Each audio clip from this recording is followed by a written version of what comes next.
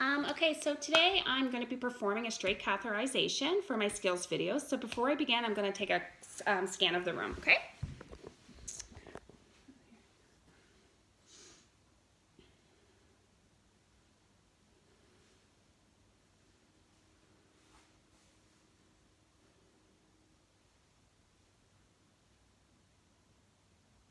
Okay, so that's the scan of my room. So before I begin, there's a couple things I'm going to start off doing before anything. And the first thing first is I'm going to check the doctor's order. And secondly, I'm going to check my patient's chart. Make sure that's, yeah. I'm going to check my patient's chart for any allergies. So I want to check to see if my patient is allergic to any of the antiseptic solution or has a latex allergy. So after I do check that, I'm going to perform hand hygiene, and I'm going to knock on my patient's door and enter the room, and I'm going to introduce myself. And I'm going to check two identifiers on my patient. So I'm going to ask my patient her full name and her date of birth. I'm going to be explaining to the patient what exactly I'm going to be doing. It's a great time for my patient to ask any questions, concerns that I can explain to her to make the procedure as comfortable as it can be. Before I begin the procedure, I'm going to ask my patient if she needs to void before we begin. And if she does, afterwards, I'm going to set her up in bed and get her positioned for the procedure. So in positioning her, I'm going to put her in the dorsal recumbent position with her knees flexed, and I'm going to make sure I've only got her vaginal area exposed because I want to provide as much privacy as I can. After that, I'm going to gather all my supplies and perform hand hygiene. And what I'm going to be doing now is performing pericare. So I'm going to make sure it's washed, rinsed, and dried. And at this time, I'm also going to be inspecting for anything abnormal. I'm going to be checking for any kind of lesions, scars, tears, any signs of odor, or any discharge, things like that while I'm washing it, and to note any of that. After I'm done all that, also I'm going to be working, I'm going to have the bed set at a comfortable height for me, a good working height for me, and I want to make sure there's good lighting in the room. And I can also ask a CCA to assist me with the light, just for better direction of inserting the catheter. So now my patient has had her pericare done, and so now we're going to begin the start of the catheterization. So I'm going to get my sterile field ready, okay? So I'm going to remove these gloves and perform hand hygiene.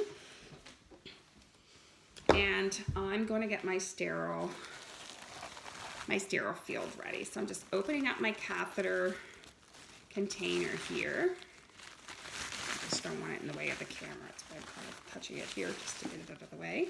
Okay, so I've got my sterile field, and so what I'm going to do now is I'm going to put on my sterile gloves. And I'm going to start off by putting the glove on my dominant hand, which is my right hand, okay? So doing that, I'm only going to want to touch the inside part of the glove because, we want to keep everything sterile. So I'm just going to put my...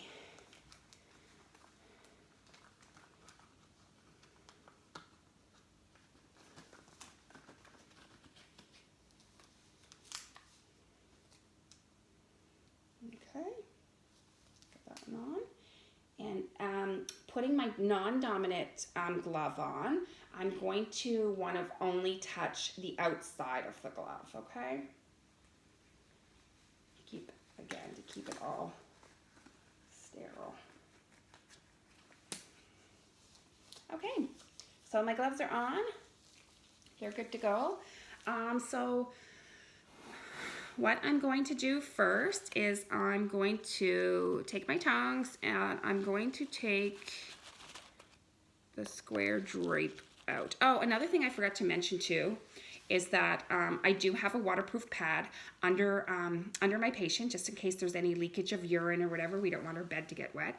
So anyway, yeah, I'm going to take this out. And again, I want to keep my sterility here. So what I'm going to do at this time is I'm going to ask my patient if she can, and she can do so, is to lift her hips, and I'm going to slide this under her bum, okay?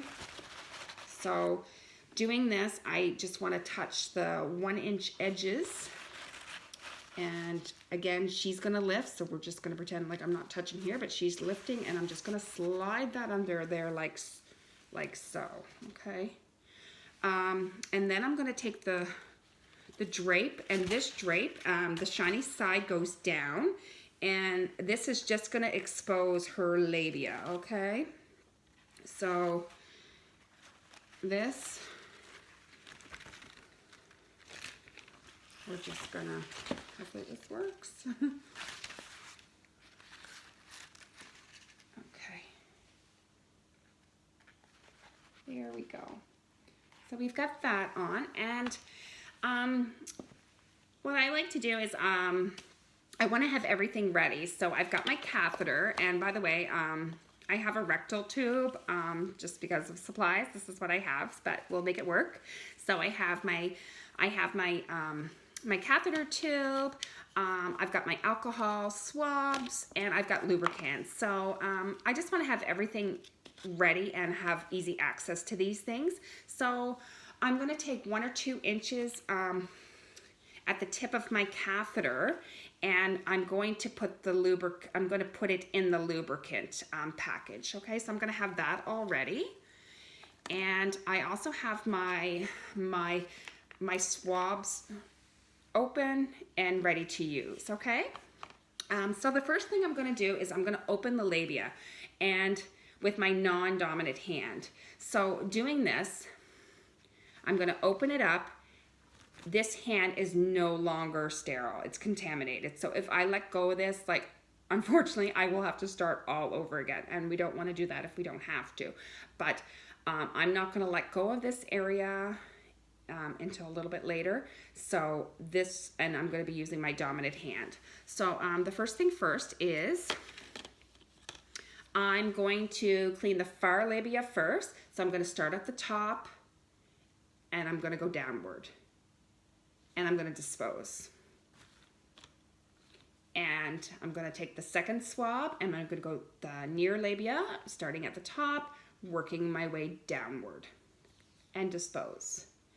And I'm going to take the third one, and I'm going to go right at the top of the urethral meatus, and I'm going to start at the top and just work my way down here and clean.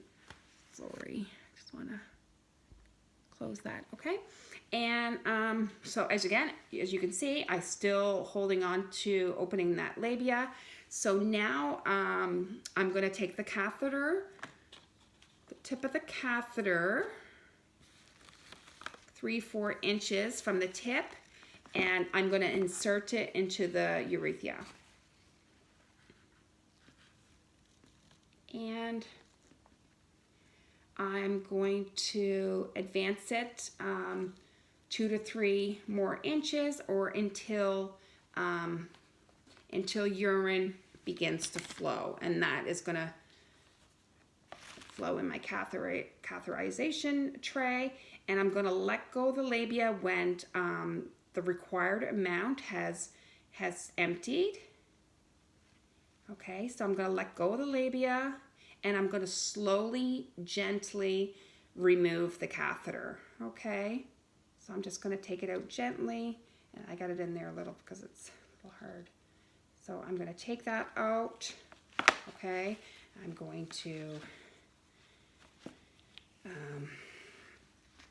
remove this, remove my gloves, provide hand hygiene, and I'm going to wash the peria area as needed, and reposition my patient comfortably. So after that, I'm going to dispose of all my dirty equipment and perform hand hygiene. So after I have my patient all comfortable and she's all set, I'm going to then report and document any information.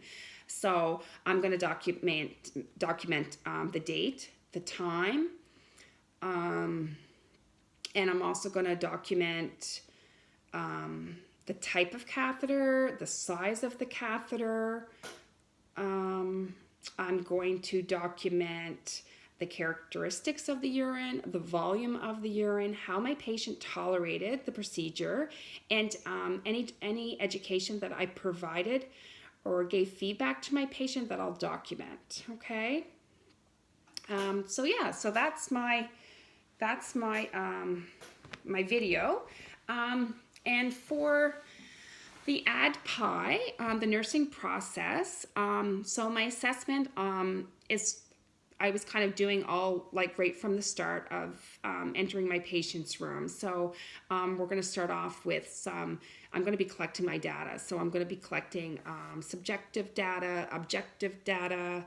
I'm going to be asking questions. So my patient states to me that she does frequently get UTIs, and she does on a regular basis use douche products. So the diagnosis that I chose was risk of UTI, secondary to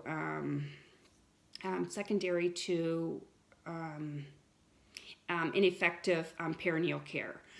So my plan is to teach the techniques and the behaviors to my patient of the proper way to clean the peri area, and again cleaning it from cleanest to dirtiest, and starting at working your way from the front to the back, and avoid using the douches.